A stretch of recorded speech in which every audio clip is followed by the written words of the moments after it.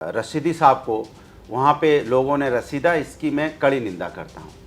भाई इस देश के अंदर में कई बार देखा गया लोग अमर्यादित भाषा का इस्तेमाल करते जो नहीं करना चाहिए, और कई बार लोग अमर्यादित होकर जिस तरह से रसीदते हैं वो भी नहीं रसीदना चाहिए। जिस भाषा का इस्तेमाल रशीदी जी ने किया, क्या उनको जेल के अंदर में भारतीय जनता पार्टी को नहीं डालना चाहिए था? पूरा वीडियो उनका आप अनुराधाचार्य जी का सुन लीजिए। श्री अखिलेश यादव जी उनको कहते हैं प्रभु, क्योंकि वो उसी माहौल में बड़े हुए हैं। एक सवाल बता दियो, पहला नाम क्या था कृष्ण भगवान का? अब उसका तो बहुत चर्चा हो चुकी है। नमस्कार, आप देख रहे हैं यूपी तक। उत्तर प्रदेश में इस वक्त चर्चा है मौलाना साजिद रशीदी की। इसलिए चर्चा है क्योंकि उन्होंने पहले मैनपुरी से सांसद डिंपल यादव को लेकर एक टिप्पणी की जिसे अभद्र कहा गया, और उसके बाद उनके खिलाफ एफआईआर दर्ज कराई गई। एफआईआर दर्ज तो ठीक था। उसके बाद समाजवादी पार्टी के 4 कार्यकर्ता, जिन्होंने खुद को समाजवादी पार्टी का कार्यकर्ता बताया, उन्होंने एक निजी कार्यक्रम के दौरान उन्हें मारा, थप्पड़ों की बरसात की। और उसके बाद तो माहौल ये है कि उसको लेकर डिबेट छिड़ गई है कि क्या मौलाना होने की वजह से उन्हें मारा गया, कोई और होता तो नहीं मारा जाता। इन सब पर बात करेंगे। हमारे साथ मौजूद हैं समाजवादी पार्टी के प्रवक्ता, राष्ट्रीय प्रवक्ता, जिनको आप जानते हैं, अनुराग भदौरिया। अनुराग जी, बहुत बहुत स्वागत है आपका। सीधा सवाल यह है कि आरोप यह है कि आप लोग गुंडई पर उतर आए। जब बात एफआईआर से बन सकती थी तो आप लोग मारपीट कर रहे हैं। देखिए, ये बिल्कुल सरासर गलत है। क्या आप लोग गुंडई पर नहीं उतरे हैं? नहीं, समाजवादी पार्टी कभी भी कानून को हाथ में नहीं लेती है, और जो लोग कानून को हाथ में लेते हैं हम उनकी कड़ी निंदा करते हैं, क्योंकि हम इस तरह का संस्कृति संस्कार समाजवादी पार्टी के नहीं है। जिस तरह से रशीदी साहब को वहाँ पे लोगों ने रसीदा, इसकी मैं कड़ी निंदा करता हूँ। भाई इस देश के अंदर में कई बार देखा गया लोग अमर्यादित भाषा का इस्तेमाल करते जो नहीं करना चाहिए, और कई बार लोग अमर्यादित होकर जिस तरह से रसीदते हैं वो भी नहीं रसीदना चाहिए, क्योंकि ये समाज में, हमारे संस्कृति और संस्कार में नहीं है। हम देश में कानून है, हम कानून का सहारा लेंगे। अगर कोई गलत करेगा तो उसमें कानून का सहारा लिया जाएगा। मैं इसके हिंसा के पक्ष में कभी नहीं रहता हूँ। कोई भी बात अगर होती है तो उसके लिए कानून को हाथ में लेने का किसी को अधिकार नहीं है। नहीं तो क्या ये जो 4 कार्यकर्ता हैं आपकी पार्टी के, जो मोहित भाटी हों या श्याम सिंह भाटी हों, क्या उनको आप लोग अपनी पार्टी से निकालेंगे? अब देखिए, जो उन्होंने काम किया इसके लिए पार्टी अपने हिसाब से उस पर पार्टी फोरम पे ज़रूर उस पर कुछ ना कुछ बात हो रही होगी। उसका तो समय आने पे ही जवाब दिया जाएगा। लेकिन सवाल ये है कि इस देश के अंदर मुझे लगता है कि बोलने की स्वतंत्रता तो सबको है और होनी भी चाहिए, लोकतंत्र है। लेकिन लोगों को कम से कम महिलाओं के प्रति तो सभ्य भाषा का इस्तेमाल करना चाहिए। अब ये संस्कृति कहाँ से आ रही है, अब इस पे भी चिंता करने की बात है। नहीं तो ये आप जब ये कह रहे हैं कि पार्टी फोरम पे बात होगी, आपके पार्टी के एक प्रवक्ता है राजकुमार भाटी, जो आए दिनों रील्स के जरिए, टीवी पर डिबेट के जरिए चर्चा में रहते हैं, उन्होंने एक ट्वीट किया और उन्होंने कहा कि आगे भी अगर ऐसा होता है तो ऐसा ही होगा। जिन लोगों ने मारपिटाई की उन कार्यकर्ताओं ने यूपी तक से बातचीत में कहा कि जब तक मौलाना सुधरेंगे नहीं, उनको हम सुधार के रहेंगे नहीं, तब तक चलता रहेगा। तो ये तो खुलेआम आप लोग धमकी दे रहे हैं समाजवादी पार्टी के लोग। मैंने आपको बोला, जो इस तरह की बातें कर रहा है मैं उसको इंडोर्स नहीं करता। मैंने आपको पहले बोला, आप इंडोर्स नहीं करते, आपकी पार्टी भी कभी भी कानून को हाथ में लेने की बात नहीं करती। जिस तरह से रशीदी साहब को रसीदा है, इसकी भी हम कड़ी निंदा करते हैं। फिर मैं रिपीट कर रहा हूँ कि हमेशा से भाषा मर्यादित होनी चाहिए। अमर्यादित भाषा में अगर कोई रसीदता है तो उसकी भी मैं निंदा करता हूँ। नहीं, ये इस आरोप आप पे है कि आप लोग बस निंदा ही कर रहे हैं। जब ये पूरा मुद्दा उठा, अगर यही मामला कोई किसी जाति बनाम जाति की होती तो अखिलेश यादव जी प्रेस कॉन्फ्रेंस कर रहे होते। और आरोप यह है कि आप लोग बिल्कुल एक तरीके से मौका देखकर काम कर रहे हैं। ये आरोप आप पर साफ साफ लग रहा है। यहां तक कि आपसे पहले भारतीय जनता पार्टी जो है वो डिंपल यादव के पक्ष में आ गई। भारतीय जनता पार्टी क्या आएगी? और रशीदी साहब तो खुद ही बोल चुके हैं कि हमने भारतीय जनता पार्टी को वोट दिया है। तो वो भारतीय जनता पार्टी के तो खुद ही कार्यकर्ता है, समझ लीजिए। उन्होंने तो यही बोला ना कि मैंने भारतीय जनता पार्टी को वोट दिया, आपके चैनल पे ही बोला। तो भारतीय जनता पार्टी की, अब उनसे हम क्या बात करें बताइए आप, जो खुद ही बोलते हैं कि हम भारतीय जनता पार्टी को हम वोट करते हैं। अब जाहिर सी बात है, भारतीय जनता पार्टी को वोट करते हैं तो भारतीय जनता पार्टी हर चीज़ में राजनीति खोजती है। भारतीय जनता पार्टी को कम से कम महिलाओं के सम्मान के लिए कार्रवाई करनी चाहिए, राजनीति नहीं करनी चाहिए। नहीं तो एक बात बताइए कि ये भी सवाल है आपके ऊपर कि जब इकरा हसन के साथ करनी सेना के एक योगेंद्र राणा ने जिस तरीके की टिप्पणी की वो भी आपत्तिजनक थी, अभद्र थी, उस पर समाजवादी पार्टी ने उस तरीके का एक्शन नहीं लिया। डिंपल यादव पर बोला गया तो आप लोग मारपिटाई पर उतर आए। फिर तो ये आप लोग क्या धर्म देखकर, जाति देखकर या परिवार देखकर भेदभाव कर रहे हैं? मैं तो आपसे कह रहा हूं, जो करनी सेना का था, वो जो व्यक्ति जिसको जो भाषा थी, वो क्या भाषा क्या भारतीय जनता पार्टी को नहीं सुनाई पड़ी? क्या तो उसको जेल के अंदर सुनिए मेरी बात सुनिए, आप हम तो क्या बोल रहे हैं, एक्शन आपके माध्यम से बोल तो रहे हैं। उस समय भी हम लोगों ने बोला था, क्या उसको जेल के अंदर नहीं होना चाहिए? क्या उस पर कार्रवाई नहीं होनी चाहिए? मैं आपसे पूछना चाहता हूं, जिस तरह भाषा का इस्तेमाल किया, उस जो आपने आपको करनी सेना का नेता बता रहा था, जिस भाषा का इस्तेमाल रशीदी जी ने किया, क्या उनको जेल के अंदर में भारतीय जनता पार्टी को नहीं डालना चाहिए था? क्या भारतीय जनता पार्टी चुप क्यों है? भाई सरकार उनकी है, कानून उनके हाथ में है, तो कानूनी कार्रवाई उनको नहीं करनी चाहिए? राजस्थान में भी सरकार उनकी है और उत्तर प्रदेश में भी सरकार उनकी है, वो किस बात का इंतजार करती है? भाई मैं पूछना चाहता हूं, किस बात का इंतजार करते हैं आप? क्या आप इस समाज में जो महिलाओं के प्रति कोई अभद्र भाषा का इस्तेमाल करता है या उनका सम्मान नहीं करता है, तो क्या उनको उस पर कानूनी कार्रवाई आपको नहीं करनी चाहिए? चुप्पी क्यों मार जाती है भारतीय जनता पार्टी? और आप जिस तरह से कह रहे थे कि उन्होंने प्रदर्शन किया, सरकार उनकी है, प्रदर्शन करने की जरूरत है कि जेल में डालने की जरूरत है? मैं आपसे पूछना चाहता हूं, अगर उनकी सरकार है तो जिम्मेदारी उनकी बड़ी होती है। आप भारतीय जनता पार्टी से पूछिएगा, मेरा सवाल आपसे मैं भारतीय जनता पार्टी से अभी भी पूछ रहा हूं, मैं भारतीय जनता पार्टी से अभी भी पूछ रहा हूं कि आप महिलाओं पे जब कोई अन्याय की बात होती है तो आप चुप्पी क्यों साधते? बस इतना बता दीजिए। मेरा सवाल आपसे ये है कि जब डिंपल यादव पर टिप्पणी हुई तो आपके पार्टी के कार्यकर्ता हजरत खान थाने के सामने खड़े थे, फखरुल हसन चांद से लेकर तमाम नेता एफआईआर की बात कर रहे थे। इकरा हसन के साथ हुआ तो ये कहा गया कि सिर्फ इकरा लड़ रही है और उनके समाज के लोग, जो वहां के लोग हैं, वो लड़ रहे हैं। ऐसा भेदभाव क्यों दिखता है? बिल्कुल झूठ, बिल्कुल गलत। मैं गवाह हूं, मैंने खुद इसकी आवाज उठाई थी, कई बार बोला, आज फिर आपके चैनल पे बोल रहा हूं। अगर आपने बात छेड़ी है तो लगातार मैं मांग करता हूं, उस व्यक्ति को जेल के अंदर होना चाहिए, उस व्यक्ति पे कार्रवाई होनी चाहिए। और वो अपने आप को राजपूत बताता है, शर्म नहीं आती है? राजपूत ऐसा काम करते हैं क्या? राजपूत तो हमेशा सम्मान की लड़ाई लड़ रही है, राजपूत तो हमेशा महिलाओं के सम्मान की लड़ाई लड़ रही है, समाज के सम्मान की लड़ाई लड़ रही है, उन्होंने देश के सम्मान की लड़ाई लड़ रही है, और वो लड़ते लड़ते कुर्बान हो गए, शहीद हो गए।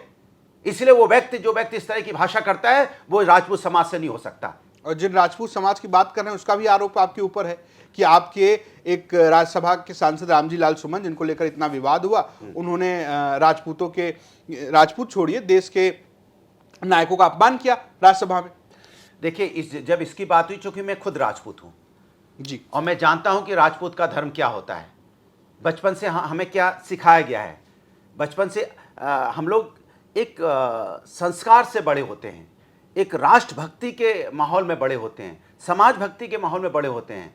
महिलाओं के सम्मान, लोगों का सम्मान, खुद को कुर्बान करना, समाज को बचाना, ये हमारी संस्कृति रही है राजपूतों की हमेशा से। और जब जिस तरह की भाषा, जो बात उन्होंने सदन के अंदर में बोली, उसके बाद उन्होंने बोला बाहर आके कि मेरी भाषा में अगर कहीं कोई गलती हुई है तो उसको हटा दिया जाए, लेकिन मैं माफी नहीं मांगूंगा। नहीं, सुनिए, पार्लियामेंट की प्रोसीडिंग से हटा दिया जाए। हाँ, लेकिन मैं माफी नहीं मांगूंगा। सुनिए, पार्लियामेंट की प्रोसीडिंग से हटा दिया जाए। उसके बाद जब इस समाज के अंदर में मैं खुद कहता हूं, मैंने बोला, मैं बार बार बोलता हूं कि औरंगजेब क्रूर शासक था, इसमें कोई दो राय नहीं है। उन्होंने भी बोला कि हमसे, हमारी प्रोसीडिंग से हटा दी, इससे बड़ी बात क्या हो सकती है? लेकिन आज तक उन्होंने माफी नहीं मांगी। उसके बाद सुन तो लीजिए, उसके बाद भारतीय जनता पार्टी के लोग, वो जो अपने आप को अघोषित करनी सेना बोल के उनके घर पे धावा कर दिया, राजपूत कभी ऐसा नहीं करते हैं। राजपूत इस समाज के कानून और संविधान को आज मानते हैं। वो अपनी लड़ाई लड़ना जानते हैं संविधान के हिसाब से, कानून के हिसाब से। वो कानून को हाथ में नहीं लेते कभी भी, क्योंकि उनको अपनी बात मजबूती से रखनी होती है। वो अन्याय के लिए नहीं बने होते, वो न्याय दिलाने के लिए बने होते हैं। और न्याय आज के समाज में कैसे मिलेगा? आज के समाज में न्याय मिलेगा संविधान और कानून से। जब आप संविधान और कानून को नहीं मानेंगे, इसके मतलब आप राष्ट्रभक्त नहीं है, चाहे कोई भी हो। चलिए, आप बात करें राष्ट्रभक्ति, आप बात करें संविधान कानून की, आपने इस पे जवाब नहीं दिया कि उन्होंने माफी नहीं मांगी। मैं अगले सवाल पर आता हूं। एक और आरोप आप लोगों के ऊपर इस वक्त लगा, समाजवादी पार्टी के ऊपर, कि आप लोग जो हैं वो धार्मिक गुरुओं का अपमान कर रहे हैं, खासकर आपके नेता अखिलेश यादव। अब वो चाहे बाबा अनिरुद्धाचार्य हो, जिनको लोग बाबा कहते हैं, कथावाचक हैं, चाहे वो धीरेन्द्र शास्त्री हो, जिन्हें बाबा बाघेश्वर लोग कहते हैं। आप लगातार एक खास समुदाय के लोगों को टारगेट कर रहे हैं और कह रहे हैं कि हमारा रास्ता आपका रास्ता अलग है। अरे क्या गलत कहा उन्होंने? आपके अगर हम ले लिया जाए तो पूरा वीडियो उनका आप अनुराधाचार्य जी का सुन लीजिए। श्री अखिलेश यादव जी उनको कहते हैं प्रभु, प्रभु के नाम से उनको संबोधित किया। क्या भारतीय जनता पार्टी के नेता, मैंने तो नहीं सुना कि किसी आचार्य को प्रभु से संबोधित करते। उन्होंने प्रभु से संबोधित किया और उन्हें बोला कि प्रभु शूद्र के शब्द पे, क्योंकि हम सामाजिक न्याय की बात कर रहे हैं, हम समाज को जोड़ने की बात कर रहे हैं, हम समाज को आगे ले जाने की बात कर रहे हैं। और समाज और राष्ट्र का निर्माण तभी होगा जब सर्व समाज के लोग एक साथ आएंगे, एक साथ मिलकर आगे बढ़ेंगे, सबको समान अधिकार मिलेगा। इस शूद्र के शब्द पे हमारे आपके रास्ते अलग हैं, चूंकि हमारे आपके इस रास्ते पे विचार अलग है। रास्ते अलग मतलब विचार अलग हैं, चूंकि हम सामाजिक न्याय की बात करते हैं, सभी जातियों का सम्मान की बात करते हैं। तो क्या गलत बोला उन्होंने? अच्छा, क्या गलत बोला उन्होंने कि तो मैं ये मान लूं कि जो आप कह रहे हैं कि अखिलेश यादव अनिरुद्धाचार्य को प्रभु मानते हैं। उन्होंने तो बोला प्रभु से उच्चारण किया। भाई अखिलेश यादव जी, सुन लीजिए मेरा, अखिलेश यादव जी ने प्रभु से उनको उच्चारण किया है, आप देख लीजिए। क्यों? क्योंकि वो संत समाज का सम्मान करते हैं। संत को वो देश की संस्कृति और संस्कार, मैं कह रहा हूं जिस संत समाज का, मैं पूरा कह रहा हूं जिस संत समाज का वो सम्मान करते हैं, उन्हीं में से एक संत आते हैं। हो सकता है कोई उन्हें संत माने ना माने, या आपकी व्यक्तिगत विचारधारा हो सकती है। धीरेन्द्र शास्त्री वो कह रहे हैं कि वो अंडर टेबल 50 लाख रुपए लेते हैं। अब मैं पूरी बात कर लूं जी। उन्होंने अनुराधाचार्य जी को चलते हुए उनको बोला प्रभु, प्रभु से उन्होंने उनका संबोधित किया, क्योंकि वो संत समाज का सम्मान करते हैं, देश की संस्कृति और संस्कार को जानते हैं। उन्होंने कृष्ण को पढ़ा है, और भगवान कृष्ण को जितना उन्होंने पढ़ा है और जाना है शायद ही कोई जानता है, क्योंकि मैं बचपन से सुनते आ रहा हूँ उनके मुंह से सब बातें, किस तरह की वो जो उनके प्रभु की जो कथाएं हैं कृष्ण भगवान की। आप ये वृंदावन में किस तरह से खेलते थे, हर वक्त उनके पास एक नई नई कथाएं हम लोग को रोज़ सुनाया करते थे। आज भी उनको उन्होंने उनको इतना पढ़ा है कि वो आप जब भी उनसे मिलेंगे तो उन्होंने जो कृष्ण भगवान की मूर्ति बनाई है, इतनी अच्छी जो भव्य मूर्ति बनाई है, उसमें जब आप जाएंगे तो आपको एक एक डिटेलिंग बताएंगे वो कि जो सुदर्शन चक्र है इसका आकार इस तरह से क्यों है, उनको पकड़ा इस तरह से, तो बॉडी की इस तरह से क्यों उन्होंने इसे पकड़ा हुआ, आप देखेंगे आपको एक एक डिटेलिंग बताएंगे। क्यों? क्योंकि कृष्ण के भक्त हैं, कृष्ण को जानते हैं, उन्होंने कृष्ण को पढ़ा है, क्योंकि कृष्ण के उपासक हैं। तो उन्होंने उनको प्रभु बोला, प्रभु बोल के बोला कि शूद्र के शब्द पे हमारे आपके रास्ते अलग हैं। दूसरी बात जो आपने बोली उनकी क्या नाम है, धीरेन्द्र शास्त्री की, ये बताइए इस समाज के अंदर में आप नहीं जानते क्या कथावाचक कितना पैसा लेते हैं? आप ही अपने एक स्टूडियो, आप तो इतना प्रोग्राम कराते हैं, सब पता है कि कथावाचक जो बड़े बड़े कथावाचक है उनका मंच कितना बड़ा होता है। अरे प्रभु के लिए कहाँ इस सब की ज़रूरत है? प्रभु तो कण-कण में है। गांव में भी कथा पढ़ी जाती है, गांव में भी लोग कथा पढ़ते हैं। कौन बड़े से बड़े लोग, मैंने तो नहीं देखा गांव में। भाई उन गांव में इतना लोगों के पास पैसा है नहीं, आप जानते हो।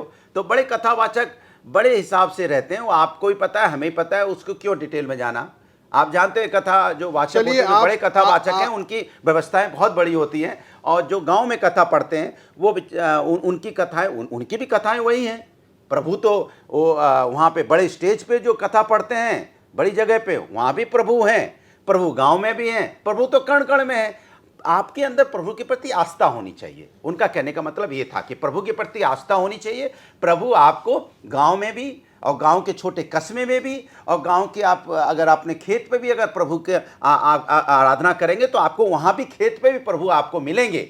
ये ज़रूरी नहीं है कि बड़ी जगह आपको जाना पड़े, बड़ा भव्य आपको स्टेज बनाना पड़े और उस तरह से बड़ा आपको पंडाल और व्यवस्थाएं खर्च करना पड़े। उनका कहने का मतलब ये था कि बहुत बड़े खर्च करके आप सिर्फ प्रभु को नहीं पा सकते। आप अपने खेत में भी प्रभु का आराधना करेंगे, मन से करेंगे, दिल से करेंगे, प्रभु आपको वहाँ भी मिलेंगे। उनका कहने का मतलब ये था और आपने उसका आशय बदल दिया।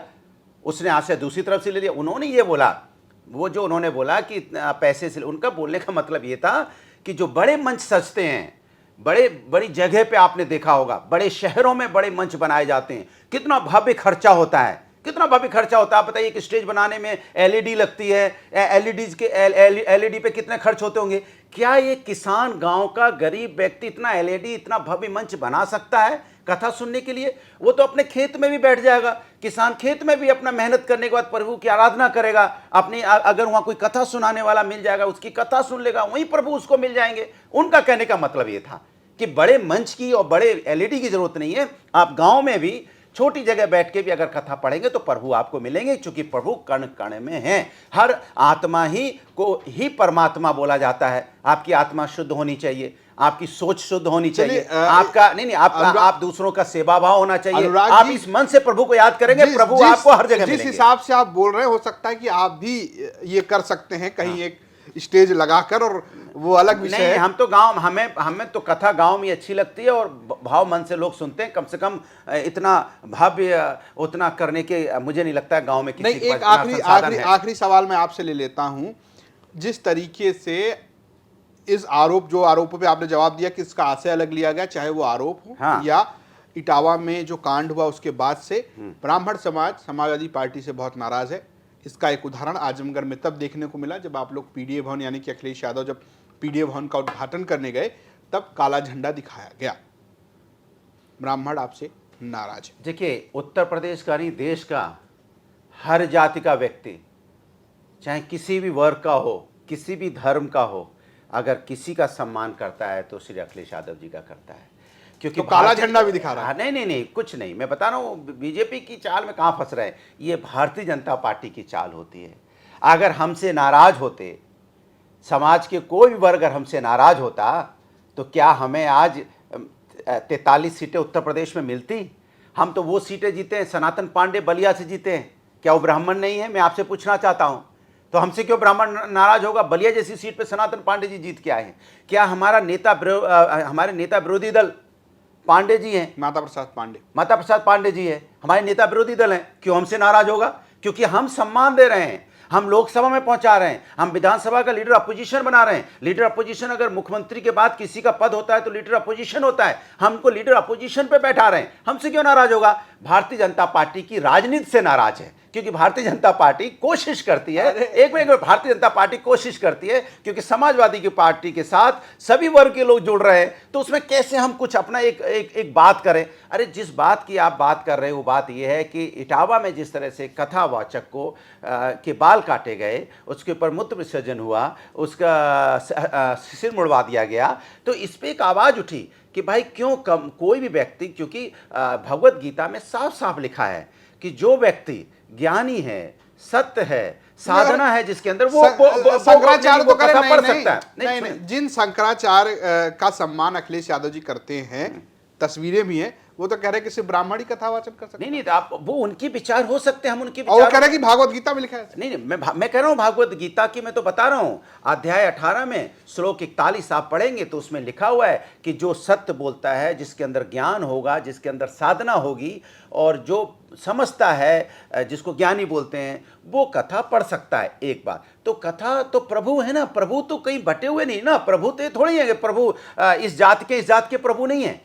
प्रभु तो हम सबके हैं। सनातन तो यही सिखाता है, सनातन तो सत्य की भाषा सिखाता है, सनातन प्रेम की भाषा सिखाता है, सनातन तो दूसरे धर्मों का भी सम्मान करना सिखाता है कि दूसरे धर्मों का भी सम्मान करो। तो सनातन इतना बड़ा है, उस सनातन को उनके वहाँ पे हमारे प्रभु की कथा पढ़ने के लिए किसी एक जात विशेष की जरूरत थोड़ी है। तो प्रभु तो सबके हैं, तो जब कथा हम सुन सकते हैं तो हम कथा पढ़ भी सकते हैं। प्रभु हमारी आत्मा में है, प्रभु उनकी आत्मा में भी है, तो प्रभु हर जगह हैं। यही मैं आपको बताना चाह रहा था। एक बात, दूसरी बात जो बार बार आपने कहा, मैं फिर आपको रिपीट कर रहा हूं, श्री अखिलेश यादव जी ने साफ साफ कहा कि गांव में उतनी संपन्नता नहीं है, गांव में लोगों के पास उतना पैसा नहीं होता है, वहाँ भी कथाएं होती हैं तो लोग कथा सुनते हैं। एक मिनट, कथा सुनते हैं, वहाँ जो कथावाचक होते हैं वही लोकल होते हैं, उनको उतना, उनके लिए उतने संसाधन की जरूरत नहीं पड़ती है। लेकिन जहाँ बड़ी कथाएं बड़े भव्य तरीके से, जहाँ एलईडी वगैरह लगती हैं, जहाँ पे चारों तरफ इतना भव्य वहाँ पे कहते हैं पैसा और खर्च करके मंच स्टेज बनाया जाता है, वो उसकी बात करते। प्रभु वहाँ भी उतने ही हैं जितने प्रभु गांव में मिलते हैं, जितने प्रभु किसानों गरीब के घर में प्रभु मिलते हैं, उतने ही प्रभु उस मंच पे भी मिलेंगे। जिस मंच पे गांव में कथा हो रही है, उस मंच पे भी प्रभु उतने ही मिलेंगे। उनका कहने का मतलब ये था, आप लोगों ने उसको तोड़ मरोड़ के कि हम संत समाज का विरोध कर रहे हैं, संत समाज का अपमान कर रहे हैं। अरे संत समाज का सम्मान अगर किसी ने किया तो समाजवादी ने किया है। हम संत समाज को प्रभु बोल रहे हैं। हम गाँव में भी कथा करते हैं, गाँव में भी कथा सुनते हैं। हम बस इतना सा हो सकता है, हमारी कथा थोड़ी सी छोटे पैमाने पे होती है, क्योंकि हमने क्या बनाया, हमने बनाया इटावा में एक भव्य मंदिर बनाया ना हमने जी। अब उस मंदिर को हम तो सबको कहते हैं आए देखिए ना, आप केदारेश्वर जो नाथ मंदिर लेकिन उसी हमने मंदिर बनाया। का विरोध हो रहा है। आइए भाई, आप बताइए, मंदिर का विरोध कर रहे हैं। आप सोचो, आप ऐसा हो सकता है कभी? मंदिर बनाओ तो विरोध है, इसके मतलब भारतीय जनता पार्टी की राजनीति। हमने श्री कृष्ण भगवान की मूर्ति बनाई, हमने बजरंगबली की मूर्ति बना बनाई। हम प्रभु को भी मानते हैं, हम जनता की सेवा भी करते हैं। हमारे लिए प्रभु आस्था का विषय है, जनता हमारे लिए सेवा का विषय है। उनके उनकी उनकी जो मूलभूत सुविधाएं हैं जनता को मिले, हम उस पर राजनीति तो करेंगे, लेकिन प्रभु मेरे आस्था का विषय है। हम प्रभु को मानने वाले लोग हैं, इसलिए प्रभु के बच्चों का ख्याल हम पूरा रखते हैं। प्रभु के बच्चों को कोई तकलीफ ना हो इसलिए एक्सप्रेस वे बनाते हैं। प्रभु के बच्चों के लिए स्कूल कॉलेज मेडिकल कॉलेज बनाते हैं। प्रभु के बच्चों के लिए स्टेडियम बनाते हैं जिसमें प्रभु के बच्चे आराम से खेल कूदें। हम यहाँ पे पार्क बनाते हैं। 100 डायल, प्रभु के बच्चे सुरक्षित है, 100 डायल बनाते हैं जिससे पुलिस तुरंत आ जाए। हमने 1090 बनाया जिससे बच्चियाँ सुरक्षित हों। हमने पार्क्स बनाए, हमने लैपटॉप दिए। हम तो लगातार बच्चों के लिए जो हमारे हम तो उन बच्चों को ही तो मानते हैं ना कि आत्मा ही परमात्मा है, तो उनकी सेवा में लगे। वो कैसे उन्नति हो, राष्ट्र कैसे विकास हो, हम राष्ट्र के विकास की बात कर रहे हैं। और प्रभु मेरे आस्था का विषय है, वो तो हमेशा से ही है। क्योंकि हमने तो कभी नहीं प्रभु के नाम पे नहीं बताया कि हम केदारनाथ मंदिर बना रहे हैं। कब बताया हमने जब बताया जब भारतीय जनता पार्टी राजनीति की। श्री अखिलेश यादव जी कृष्ण के उपासक हैं और नवरात्र कब से रख रहे हैं? जब से मैं जानता हूं, मैंने तो जब से देखा है उनको इस छोटी सी उम्र से वो यहाँ पे कथा पढ़ते आ रहे हैं और नवरात्र को उपास करते हैं। तो हमने ये क्या गाया? कभी नहीं बताया, क्योंकि वो मेरे आस्था का विषय था। इस आस्था के विषय को राजनीति में कौन लेके आया? भारतीय जनता पार्टी। तब हमने बताया कि कृष्ण के उपासक हैं, और नहीं विश्वास है तो कभी कोई उनके साथ बैठ के देख ले कृष्ण के कितने बड़े भक्त हैं वो कृष्ण को। क्योंकि ठीक है, आप समझने की कोशिश कीजिए, वो रहते ही एक सेकंड वो रहते ही कृष्ण के उसमें ब्रिज में हैं। वो रहने वाले ही इटावा के हैं, क्योंकि मैं भी वहीं का हूं। तो वही ब्रिज हमारी भाषा है। क्या खा रहे, क्या कर रहे हो, कहाँ जाओगे, क्या करोगे? तो ये हम तो हमेशा से नंदलाला और ये सब चीज़ें बचपन से उसी इलाके में बड़े हुए, वही कथा सुनते सुनते सब लोग बड़े हुए। और वो उन्होंने ज़्यादा उनको कृष्ण को समझा और पढ़ा, क्योंकि वो उसी माहौल में बड़े हुए हैं। एक सवाल बता दियो, पहला नाम क्या था कृष्ण भगवान का? अब उसका तो बहुत चर्चा हो चुकी है, वो हमने अभी बातों बातों में भी बोला है, उसकी चर्चा बहुत हो चुकी है। इसलिए उस चर्चा पे जाने से अच्छा है कि उस पर राजनीति ना हो, प्रभु के नाम पे आस्था का हो। और फिर मैं बोल रहा हूँ, सिर्फ और सिर्फ भारतीय जनता पार्टी का एक ही एजेंडा होता है, कैसे हम विकास की राजनीति से हटा के धर्म की राजनीति पे आ जाएं। धर्म मेरा आस्था का विषय है, राजनीतिक विषय नहीं। इसलिए मैं बीजेपी के साथियों से भी कहूँगा कि राजनीति में आप आए हो, जब जनता के सामने जाते हो तो आपको नज़र तभी मिला पाओगे जब जनता के भले की काम करोगे। जब महंगाई, बेरोजगारी, महिला समस्या, किसान, मेडिकल कॉलेज, हेल्थ व्यवस्था, स्वास्थ्य व्यवस्था, स्कूल को मर्जर ना करके आप स्कूल को रहने दीजिए। एक बच्चा भी एक स्कूल में पढ़ता है तो स्कूल चलता रहना चाहिए। मैं दोबारा से रिपीट करता हूँ, किसी गांव में एक बच्चा भी स्कूल आता है तो स्कूल चलना चाहिए, क्योंकि वो बच्चा आगे बढ़ेगा। बच्चा अगर कामयाब हो गया, एक बच्चा भी कामयाब हो गया, तो तकदीर, तस्वीर उस इलाके की, जिले की और देश की बदल देगा। इसलिए एक बच्चा भी अगर स्कूल में आता है तो सरकार को स्कूल चलाते रहना चाहिए, क्योंकि एक बच्चा रेगुलर इसलिए आ रहा है क्योंकि वो पढ़ना चाहता है, वो पढ़ रहा है। ये जिम्मेदारी हमारी होती है उसको पढ़ाएं, और वो कामयाब होगा तो तकदीर और तस्वीर समाज की, जिले की, प्रदेश की, देश की बदल देगा। एक बच्चा काफी होता है देश और प्रदेश की और समाज की तकदीर बदलने के लिए। इसलिए एक बच्चा भी अगर आता है तो स्कूल चलता रहना चाहिए, स्कूल बंद नहीं होने चाहिए। तो बिल्कुल अनुराग जी, आपने बहुत सारे सवालों का जवाब दिया। कुछ सवालों को आपने खूब घुमाया, लेकिन कुछ सवालों का आपने बहुत स्पष्ट तरीके से जवाब दिया। हम बात कर रहे थे अनुराग भदौरिया से, जो समाजवादी पार्टी के प्रवक्ता हैं। कैसा लगा ये पूरा कार्यक्रम आप हमें कमेंट बॉक्स में जरूर बताएं, और देखते रहें यूपी तक। नमस्कार।